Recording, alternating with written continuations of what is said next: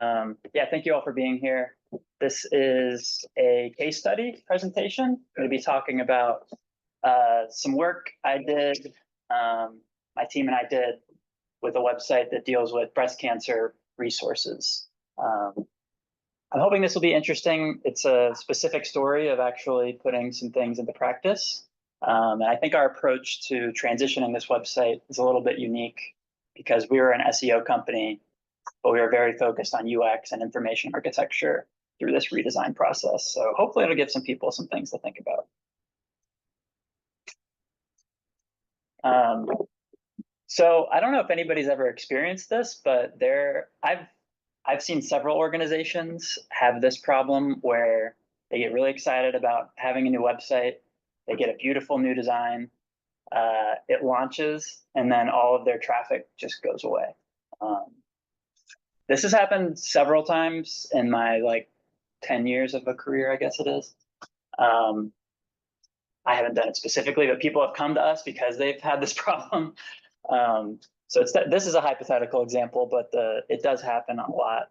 And it's usually because nobody thought about where all their traffic was coming from on the existing site and making sure the new site keeps it, specifically through search engine optimization and making sure their SEO traffic is transitioned properly. A lot of clients come into our agency for this reason. I work for a company called FourFront in Philadelphia. We leverage data analytics for digital marketing, primarily SEO, content strategy. We do advertising as well through Google, some social ads. Our approach is generally to take data and a UX approach and deliver well-rounded, measurably successful solutions for the web.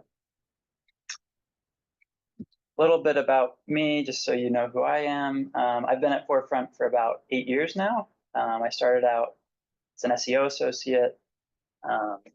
In the middle, I got a graduate degree in UX, and now I'm kind of shifting over into more like strategy and a product manager role.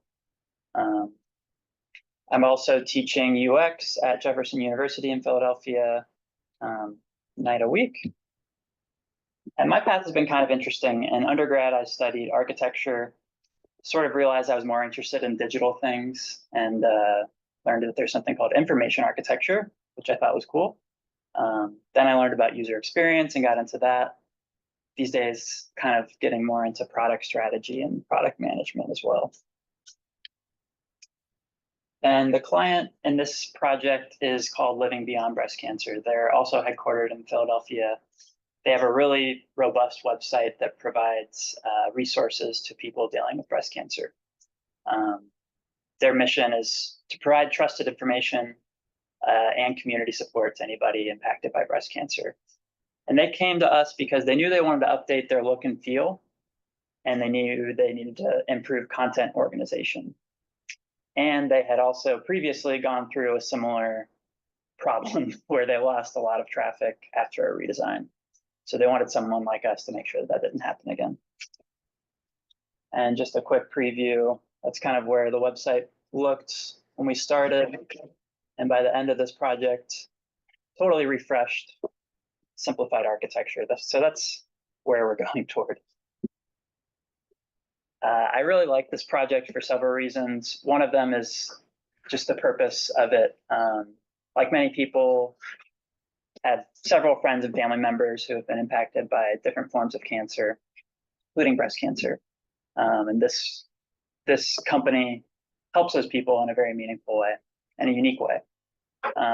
For me personally, it was also an opportunity to merge my SEO background with the UX degree that I recently finished. And it was kind of a leadership growth opportunity for me as well. So I look back on it fondly.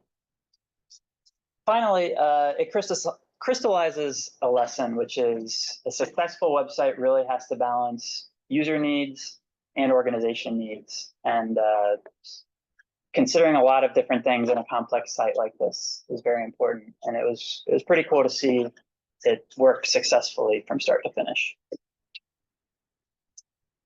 So our challenge at the beginning of this was leveraging SEO and data insights to guide redesigning the whole website. We were primarily focused on content, navigation strategy, and the information architecture, the structure of all these pages, and trying to make it as user-friendly as possible, and making it a little bit easier for the organization to manage. We had to guide the transition to not only avoid losing traffic. Ideally, we wanted to actually increase traffic as well. We saw a lot of opportunities through the content strategy to improve how the website was performing. And we wanted to prioritize those opportunities around content consolidation, refreshing what they had, making it as good as possible heading into the new website. This is also one of the longest projects I've worked on.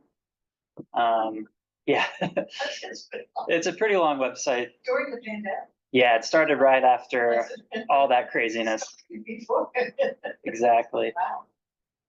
That might be one of the reasons it stuck out too. We were all kind of navigating remote work for the first time. Meeting one in person, meeting three. Exactly. Yeah. So when LBBC came to us, we delivered an initial strategy knowing that a new website was coming. We began our ongoing SEO work. The kickoff of the redesign project was really toward the end of 2020. You can see we did this kind of intense market research. We call it a market approach. We looked at all their competitors, all these different signals from search and how that can impact their strategy. What we call an SEO design is basically this project of making sure all the things come into place for the transition. And then the transition happened in 2022. Go ahead. This organization, what do they provide in the context of that question? What are their competitors? It sounds like this is a nonprofit or similar, yes, providing information.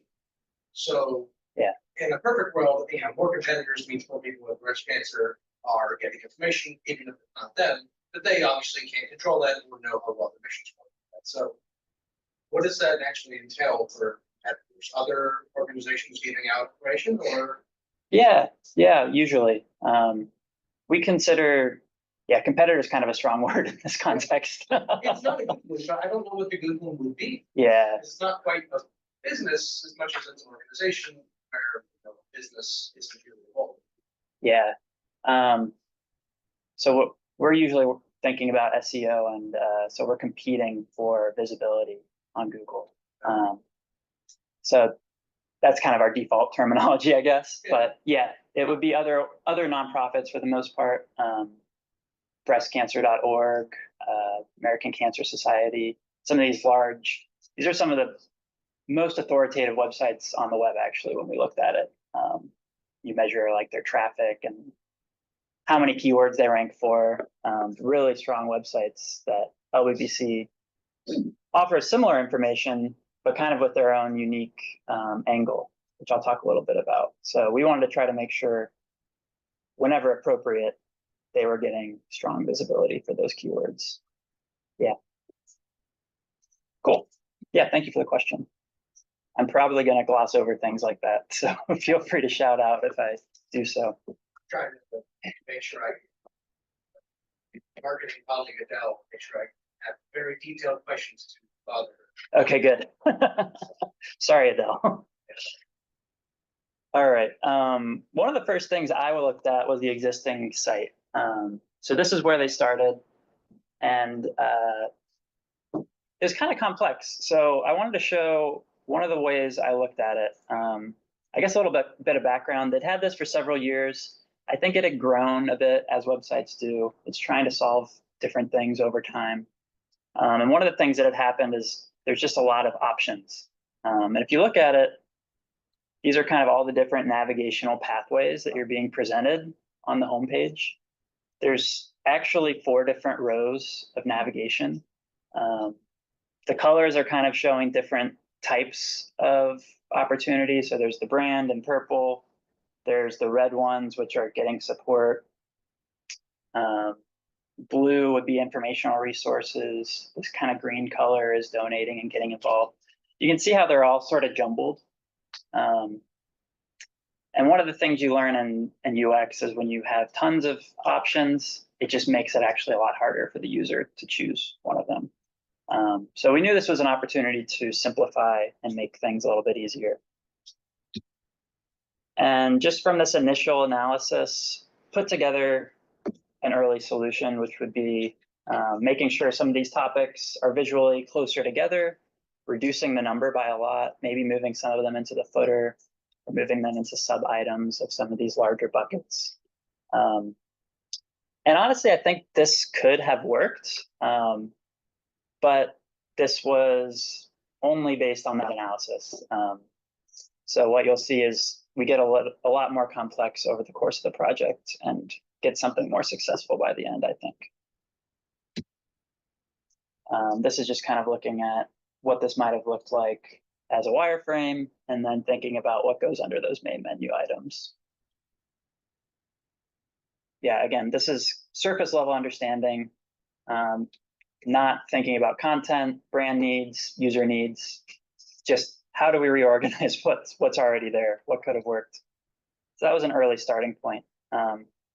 Another issue we knew was the secondary navigation. They had a very, very long side nav that was shown on almost every page of the site. And it was essentially a path to every other page that you could get to through expanding parent pages, looking at sibling pages. It's even longer than the preview I'm showing there. It was quite complex. Yeah. And something to remember that not everyone does is people don't always enter your website through the homepage, right? A lot of people land in the middle somewhere because they search something specific, right? And we really care about that as SEOs because we're trying to make that happen all the time. So if they get to that website and or that page and you're giving them this kind of navigation, it's just not contextual. It's not really helping you find related information to your goals. Can you just have like a button on the top bar that you can get back to the office where they go? You should definitely have a home button, but I think there's better things you can do that give you contextual pathways that are much more condensed. So I think the general, I had a better word than that left my head.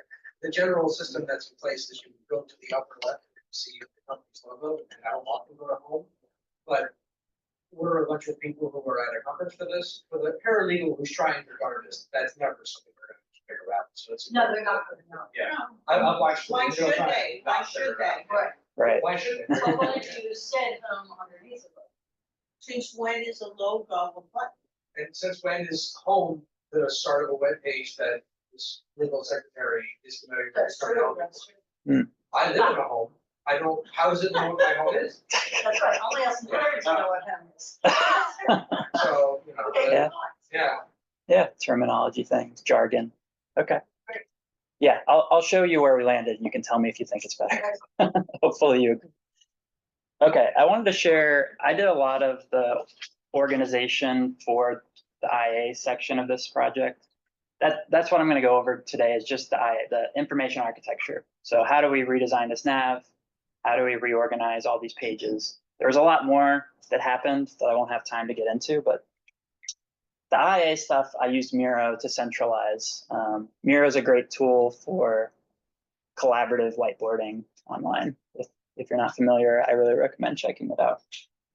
But from left to right, I kind of just use this to organize every piece of the puzzle, and I'm going to kind of dive into each stage as we go. So this starts on the left from setting the stage with stakeholders, goes through synthesizing the inputs, a bunch of research, and then starting to iterate on what the design looks like.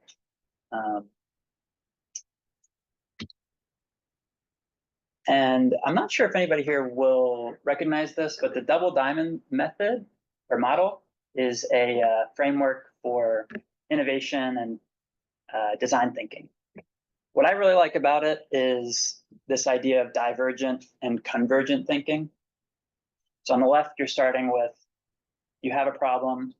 In the middle, you've kind of defined your problem. And by the end, you have a solution. And what I really like about this visual is at the beginning, you're pulling in tons of ideas and it's getting kind of overwhelming, at least for me, because I think in this sort of systematic and detailed way. So I'm bringing in tons of information. At some point, you start synthesizing and you start realizing what's important and you start making decisions about what you're doing with that information. So that's kind of this divergent, getting lots of information, convergent, synthesizing into something defined. And that happens on this kind of research side and then on the solution definition side as well. So a lot of the things we did fit somewhat neatly into this framework, the research on the left and then the designing on the right. I find this really useful when thinking about complex projects like this. All right, so diving in, at the beginning, I think it's really helpful to align with all the different people in the project on what you're actually trying to do. And for this information architecture project, I thought it was really important to get clear on the goals with everyone involved. Specifically, I wanted them to know what I was trying to do and to make sure they valued it. So the goals of this project were to help users find what they need with more precision, highlight important resources that are currently hard to find, highlight brand messaging to increase value and credibility, and increase actions that result in improved KPIs. So in this case, some of those would be email list signups and registering for some of their programs. So I believed if we did those first three bullets, the fourth one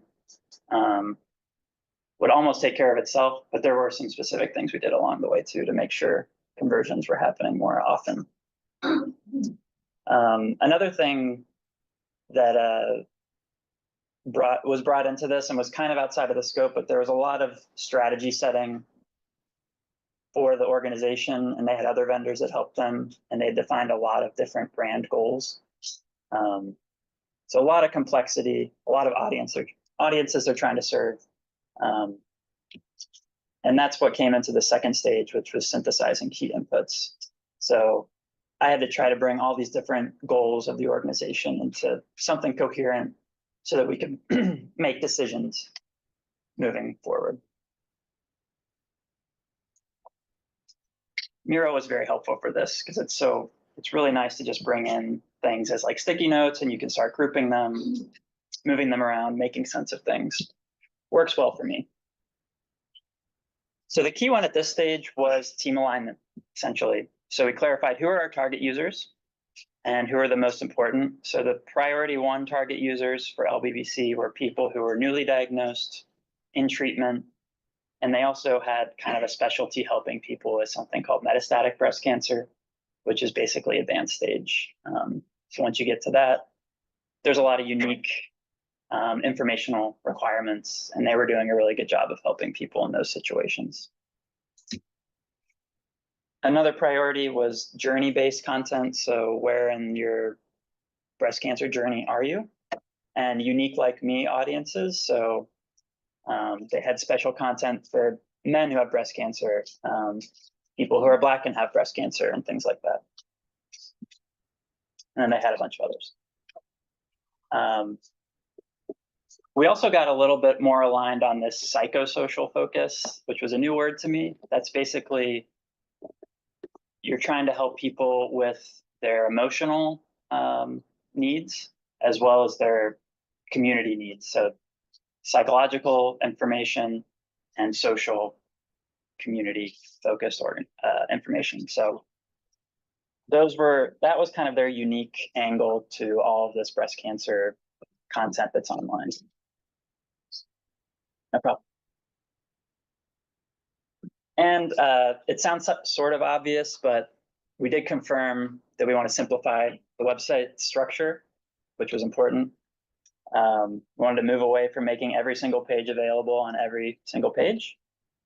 And we started thinking about hub pages and different ways to sort of group things and make things contextually relevant. And we agreed to explore opportunities to improve the secondary navigation. Also, sometimes you'll call that local nav, like what are the things around where I am in the information architecture?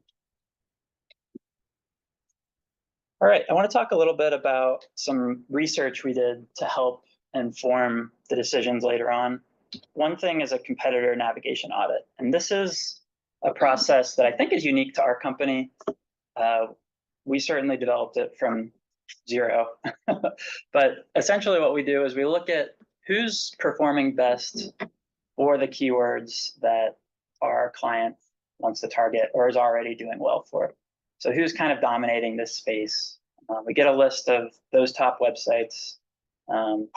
Probably can't read it, but it's things like cancer.org, breastcancer.org, things like that. And we essentially copy their navigations into a spreadsheet, and then we start grouping them by category. And then we start rearranging it and starting to notice patterns. One thing that this shows is that that blue color, which is about breast cancer or treatment information, tends to be in the first or second spot of the navigation. The purple one is support resources and coping. That's kind of in this like second zone. Getting involved in donating tends to come after that. The about us tends to be at the end. We can get an average length. In this case, I think it was like 6.2 or something. So we get a lot of interesting information, and it's data backed. It's showing what the market's doing. Yeah, it's a data backed first draft of a typical navigation in this space focused on high performing competing sites. So some of the things that I talked about, and terminology guidance can actually be very helpful as well.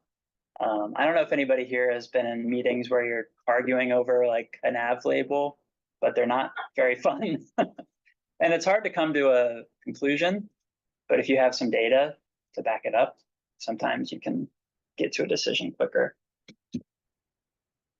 From there, we actually put together another sort of first draft of what a nav might look like. And again, this is something that I think would have been acceptable. The pros of this approach are the market alignment. So users, we can kind of assume would be familiar with what we're looking at here because all these other websites are doing it.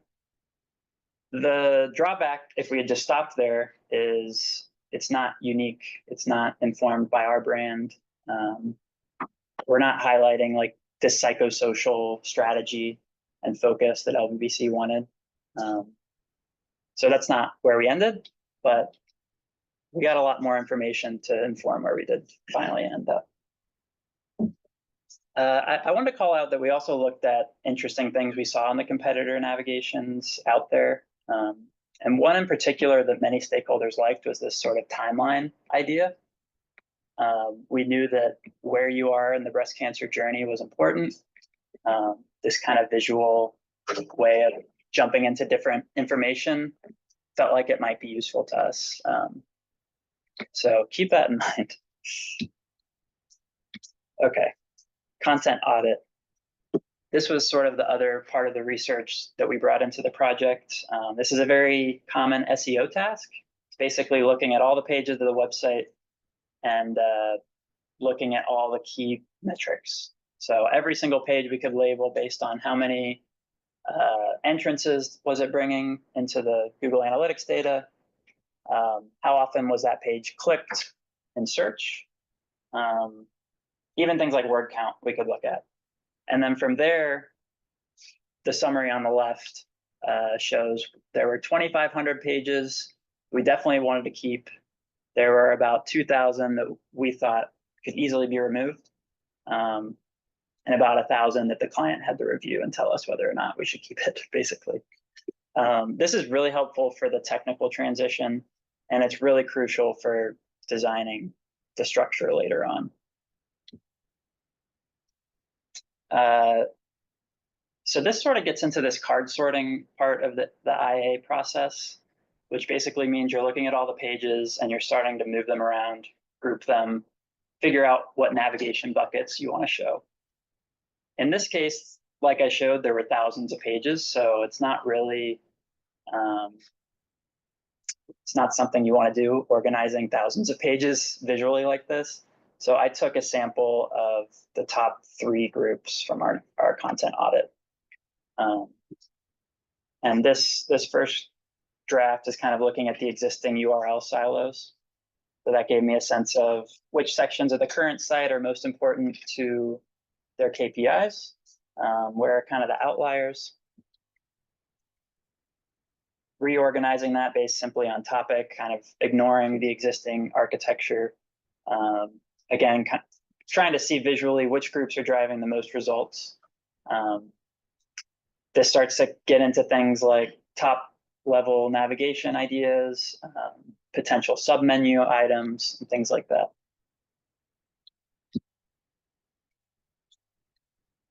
So the key one at this stage is confidence about high level groupings and key pages. So we can identify the most impactful existing pages on the site. Want to definitely make sure those get transitioned and pay special attention to those in the content process. Get a little more confident about top level groupings. So we started to think about learn being a main nav item, informational content, community, getting support, give, donate, your journey, and about us. And then this was a pretty efficient way to start thinking about subgroup items to inform the nav design. Okay, so initial designs, now that we have all that information, this is where we kind of started. So very similar to a couple ideas, but now it's bringing in some of this new research, new data, living with breast cancer, community, journey, learn about the organization, and then getting involved. Simple utility nav at the top and a search bar. We also started thinking about that timeline idea. Is this something we could put under your journey to make it a little bit more interesting? I think ultimately this would have worked. The teams sort of agreed that this was a little bit busy though. So we were trying to think like, how can we simplify this to allow paths to everything required without, this is still like 6 different main nav items. Thinking about mobile as well. Simultaneously thinking more about, what specific subgroups do we want to show? Can we make sure every page is available through some path? How many sub-nav items do we need to be able to accomplish that? Where we have eventually landed is, let's just simplify that main nav to the top 3 most important items. And then let's collapse everything into this hamburger nav approach on the side. So what that looks like is thinking about kind of a mega menu approach under some of these main nav items. And then under the hamburger menu, basically a list of everything else. And that is ultimately where we ended up. This sort of balanced a lot of different needs for our users as well as the organization. So from there, we started getting more detailed about the sub-nav strategy, making sure it was going to work, getting into more of this sitemap approach, like several levels deep. Can we make sure every page that we're going to transition is going to show up? The footer became really important with a simplified navigation because things that we're not highlighting in the main nav, we can now give a direct path in the footer if it's important enough. And then this was kind of the full sitemap that we worked on. This was actually something we didn't have in our plan. And working with the developers, we realized later this was a crucial document and artifact to make sure all our teams were aligned. So that was definitely a learning that we should have had that in our plan from the beginning. Another thing that's interesting is the word sitemap can be kind of a confusing term because in SEO, there's a page called sitemap that's made with a language called XML. And then this is a document that's also called a sitemap, but has a completely different purpose. I think there's even more things, but yeah, go ahead. You're doing a redesign. Start. Once you have a good idea of what the goals are.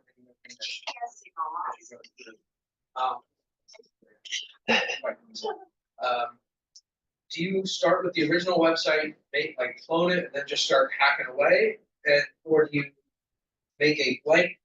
Take the original and blank website, and you import pieces as you go. Mm-hmm. Is it a process where you subtract and then clean up, or is it a build as you go? I think in this case, it was more like building a new site from zero and then transitioning the content over into it. I don't know if that's the way they're all done. I would Yeah. just, Yeah, that's a good question. I think it depends on your goals probably and how much of the existing site you like, and that kind of thing. Yeah, yeah, just get lost. yeah. Probably some of those tips that Dennis had about the legacy code would be applicable here too, just in a different context. Okay, sitemap. I wanted to quickly mention too, we were thinking about site search a lot. We knew if we were simplifying the nav, it might not always be obvious how you get to a specific piece of content.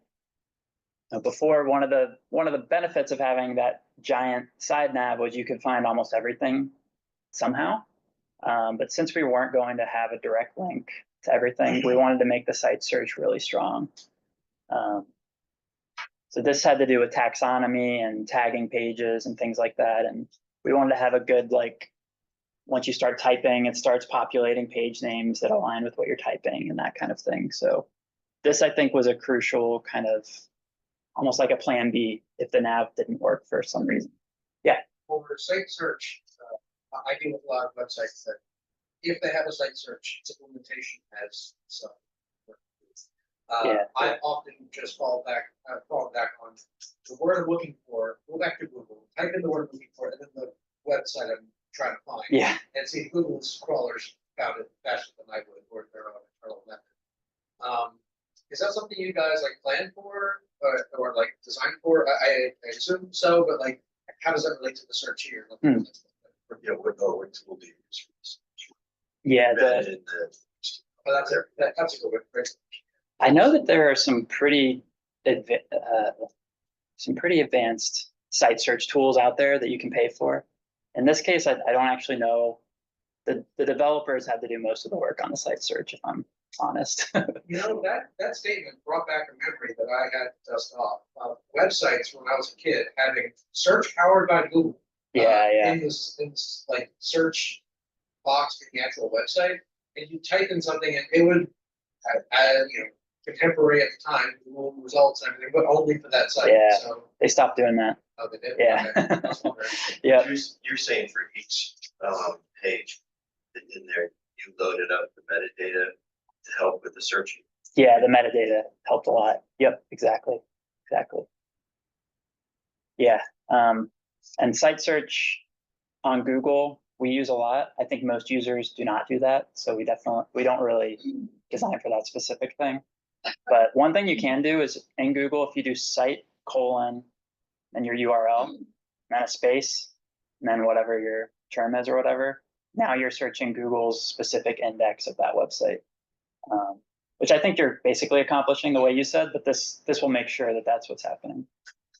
I think that's what I intend to do. Yeah. I always forget about the formatting. Yeah. It always works anyway. So Yeah. although I think I've actually done that when it hasn't. Okay.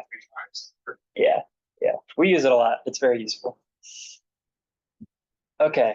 Wanted to quickly go through the wireframing process. So kind of there's several layers of this type of project. The IA is kind of the structure. Wireframes is kind of known as skeleton. So we were very involved in that stage. One thing I like to do is called feature maps. This is where you're taking the different assets on the site and basically exploring hierarchy and layout without getting very detailed. This is really helpful before you get into more of the details of content and adding more information. So we were involved in those stages, and then a separate visual designer came in and brought it all to life. Show a little bit of that as well. This is where we ended up with that secondary navigation. So this is kind of the local nav that I mentioned earlier, where we wanted to show the current page you're on, any sub pages that live under it, and then any sibling pages. And then at the top, you could see what category you're under. But that would basically be like your little magnifying glass of where you are in the site, anything that's close enough that it's probably relevant, but we're not showing you every single cousin or grandparent or anything like that. But those are all existing pages, right? You're not Yeah. going to access, you're not accessing a database and putting stuff back or taking input that was, added to a database to be pulled back. It's like pages of the book that are already created. Yeah, definitely. I think it's showing, it knows kind of the structure of the website, so it can pull that, dynamically like that. Another important part of our strategy was this related resources that shows at the bottom of most informational pages. This kind of goes back to the site search because that whole taxonomy we created of tags and categories, this allows us to just say anything with the same category, show that here. So that's kind of another way to make sure we're providing paths to related content without it becoming like a major lift every time a new page gets added. See, there's like 3 dots. Is there some sort of like weighting system for how relevant something is? Page 1 versus page 3 of the set 4? Yeah, that's a great question. I think we talked about that, but I don't remember what we landed on. I think there is some kind of weighting though. Yeah. Yep. Yeah, it's a good question. Okay. Something else we did was URL structure. There were some giant spreadsheets that I won't assault you all with, but there's a lot of work done there. And then in the bringing the website to life stage, that's where we started bringing in the exciting graphic design and visual branding decisions. So we did end up with this timeline, but we decided that that worked best as a homepage asset, sort of a way to jump into the journey from there. This is how some of the informational content started to look. You can see the side nav there. We had some jump links to help you jump around long pages, related resources. And then the main nav started to look like this, so very simplified top nav. And if you open up the hamburger, it starts to look like that.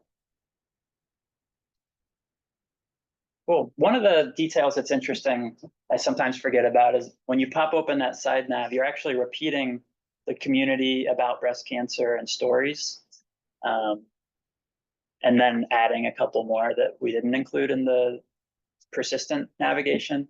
I believe the reason we decided to do that was for mobile. This is essentially the same thing that shows up on mobile. Yeah.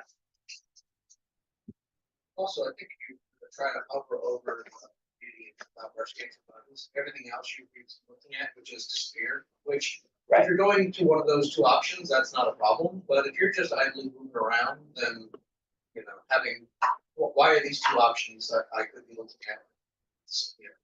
Not here in all the options. Yeah, exactly.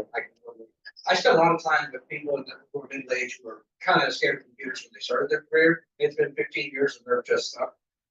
So, I see a lot of people who are out of development trying to navigate web pages. Yeah.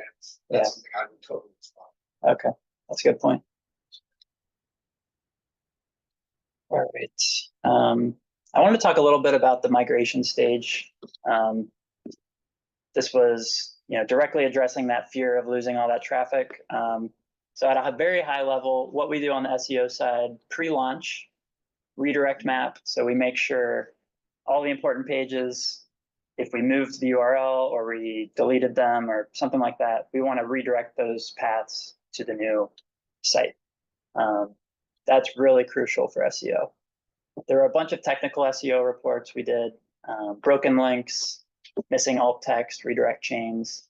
The nice thing about these types of things is fixing these errors is also helpful to users, which is ultimately why it's helpful for SEO, because Google wants to present good user experiences.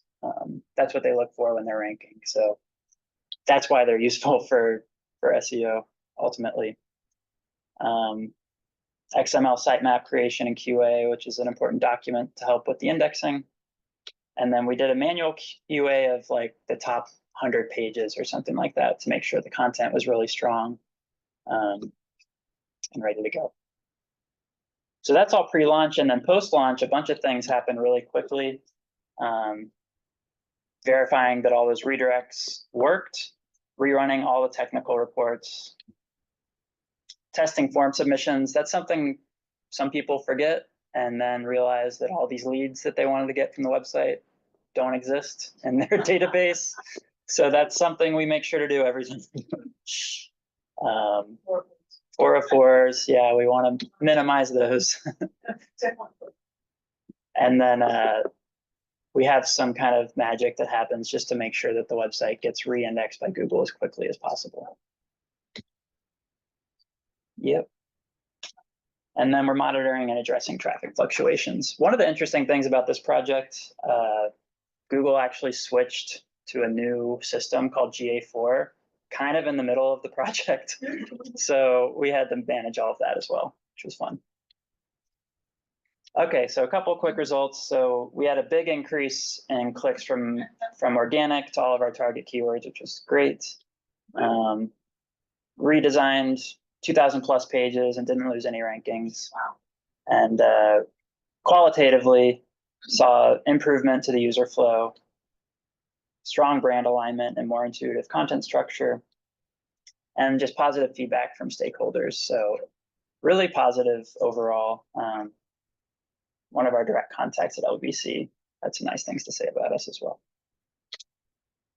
And So if you did that once and got that result, yeah, does that mean you can do it again this spring? Again? Or is it now, it's 100% optimized? it's never done. So, you know, user needs are changing, Google's changing, the world's changing. So yeah, the shelf life of the website is probably up for debate, but I would bet like 5 to 10 years, hopefully, would be when you would need to start thinking about where you want to go from there. A major upgrade, but I mean, Yeah. I suppose if there was medical breakthroughs in the field, Yeah. if there's something you just want to add in, they could Right. do like 1.2 or 1.3 as opposed to 2. Yeah, hopefully. Yeah, this is just the traffic over time, and you can see their previous redesign where they had that big hit. Something I kind of glossed over. Yeah, but that got somebody's attention. it does get attention. Yes. Yeah, you don't want that to happen. Something else interesting we did. That I was think like it's new code or something. new. Yeah, exactly. All right, what could we have done better? There were a couple things looking back. One, I think the importance of user testing has become more clear to me as time goes on. It's something that kind of came up as a possibility for this project, but we didn't really make budget for it. And I don't think I personally had the confidence at the time to really push for it. But these days, I think it's easier than ever to make this happen. And there's strategies to make sure that your designs get in front of users before they just get pushed to the world. So that's something that I definitely think we could have done. How is that done? Is there certain businesses that offer that? There are. Or you just go, fishing for people who can. Yeah, that's what I was wondering at the time. Like, how do we actually do this? But I think, especially an existing organization, you have a lot of customers already, or I don't know if you call them customers in this case, but you can go to your email list and just ask for people to sign up to be testers, and then just host a meeting, show them the design, see how they use it. There's a whole technique and art and science to doing those effectively, but there are ways that it's not that complicated once you know what you're doing. So kind of a half answer, I guess, but that would be a whole other talk, I think, too. I mentioned the sitemap document. That was crucial, and now I know that needs to be in our plans from the beginning.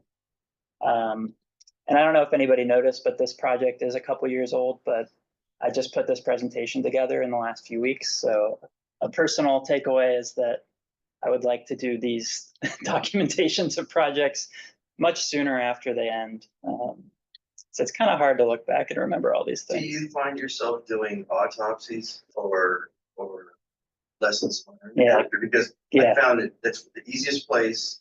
You're going to cut don't do that, and then you can just relearn everything all over again next time you do it, as opposed to having a Yeah. document reference. Definitely. I call them postmortem sometimes. Yeah, sure. Yeah. We've started doing those for a lot of projects. It's very helpful. That it costs extra. It does, yeah. I think it's worth making the time for it, though. A couple of things that went really well in this project, and I'll go quickly because I think we're maybe at time. This was a really well-planned project. It was very long, but we had milestones that we kept. And one of the motivating factors that I think I didn't mention at the beginning is we wanted to launch this heading into Breast Cancer Awareness Month. And we knew that almost 2 years in advance. So we had a launch date that we felt really strongly we wanted to keep. And we were able to do that. And I think that was very helpful to the performance of the new website, just to get a lot of people into it, get it indexed by Google quicker, potentially. Working really well with different stakeholders. We had clear roles, we had regular check-ins. Website architecture is foundational. This project really emphasized that to me because this whole IA process was critical to the success of the website. And as you probably saw, this was very systematic and iterative. And I think combining the research and design thinking and very careful technical execution was important. Launching in that high traffic period paid off. And as I mentioned earlier, I definitely recommend tools like Miro to help with your own visual brainstorming, with iteration. It's very helpful for just aligning different people. It's very easy to share. It's easy to present from and collaborate. Several people involved. Wanted to give them a shout out. Engine Room Tech was the developers. Some other people. And if anybody wants more information about transitioning websites, we do have a free guide on our website, FourFront.us. And some colleagues of mine actually did a webinar recently that goes deeper on that part of the process. So you can find us on LinkedIn, check that out. They talk about a lot of the things that get covered in this document, just in a little bit more detail. So hopefully if any of you are ever involved in website transitions, make sure SEO gets talked about from the very beginning, and you'll have a couple things to think about. So any other questions? Yeah. I was curious, what CMS did you guys use? Yeah, it was WordPress. Yeah. Good question. It's like a sidebar that went on forever. It's like a poorly set up WordPress. The That defaults were there and we filled it out. I think that's probably what happened. Yeah. I've been tasked with, oh, we have a new job opening, edit the WordPress site. Okay, I guess I'm doing that. Yeah. All right, looks like this is a mess that everyone's been just slapping a new piece on for 15 years. I guess it'll be part of the problem. Exactly. Go ahead. So, I'm the owner of notable software.com, and it started out in it was originally just straight HTML website. I've been really essentially the only person modifying it for something like 20 years. Wow. So, but now it really needs that. I have other websites, but those are WordPress. And so the old one, the legacy one, really needs to be migrated to WordPress. But my fear was, and listening to your talk, I've been having all this queasiness. Oh no. This whole thing, because I mean I know how much work it's going to be to do it. So and we do have somebody helping out on that migration. But I didn't even think about we have very high ranking. Extraordinary. And so I didn't even think about what I would lose in that. So as I say, we're in the midst of this transition. So now I have even more queasiness after you're talking about. I think you're talking really to the point and excellent. Thanks. About what you really need to do in order to organize these hierarchies, and that's really what I'm looking at, is because the navigation is just it was just straight HTML, like go here, go there, and then these tabs and all this sort of stuff. So it's a great talk. I really appreciate the thoughts of it, so I think we Thanks. can exchange business cards. Yeah. I'm happy to take a look and Yeah. talk to you about your keeping those rankings on the new site. Yeah, exactly. Keeping the rankings, I think, because some of them, it's like really weird. You type in some keywords, That's great. Yeah. we're like at the top of the Google searches on very popular topics. So basically, yeah, I think that was a great eye opener, and it's all going to be happening in the next month. So we'll see. Oh, wow. What's Okay. going to happen? Okay. Yeah, we've been gearing up, and I've been working, with the host, the hosting organization, which is Okay. very helpful. Okay. And actually, it's going to decrease our cost of that website in half because they want everybody to migrate off all of those. So Okay. we'll see what happens. Do you have any thoughts that I should be concerned about? Yeah, I mean, several. But yeah, make sure you know which pages are driving your organic traffic and that those are on the new site and that they're redirected. And look at the metadata for those sites as well, like page titles. We've archived the whole thing, so Yeah. but yeah, Just Yeah. to good make sure points. I'm interpreting that though. Yeah. If everyone gets to your page via the download page, even if you have a new download page, make sure that old one redirects, otherwise you're gonna lose everything. Yeah. Is that basically? Right. That, yes, but specifically if like the URL of that high traffic page changes, make sure that URL redirects to the new one. Well, it can change. It's okay if it does, but it has to redirect. So it has to be correct. Yeah, that's So the our most important. initial, we're really setting up two separate ones. So it's NobleSoftware.com currently, but then there's Noble-Software.com. Yeah. We've owned those two names the whole time, but they've always been pointing to the same thing. So basically what we're doing is splitting it apart. So the NobleSoftware.com is still gonna be the legacy HTML page. Okay. And then the other one, so yeah, you're right. Oh, Yeah, so we are changing the URL, but there's still gonna be two of them, so yeah, you're right. You need to direct people. So what I was thinking of was on the homepage, and maybe on some other pages, is that our new website is so, just mentioning to people, as they land on those pages, check out our new, easier to navigate. So I don't know if that will work, but yeah, you're right. it might. One concern would be your old website has all the like domain authority, Yes. so Google knows that that's a well-respected site. Well respected. Your new one starting from zero. It's starting from zero. So- So I saw that in your thing because it went like down Yeah. and then it's going up again. Yeah, So yeah, that's gonna scare yeah. You might be competing with yourself a little bit with the I two might be sites. competing with myself.